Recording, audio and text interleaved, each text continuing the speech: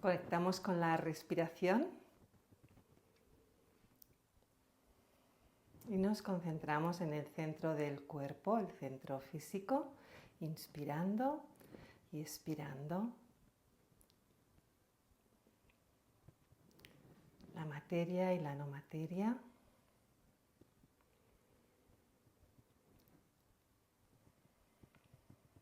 Pasamos al corazón, al centro del corazón, el pequeño corazón, y nos abrimos a la trascendencia.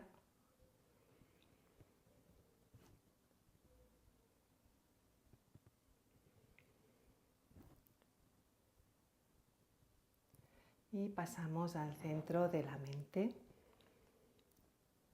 con la intención de abrir, soltar todas las creencias, abrirnos a la creatividad.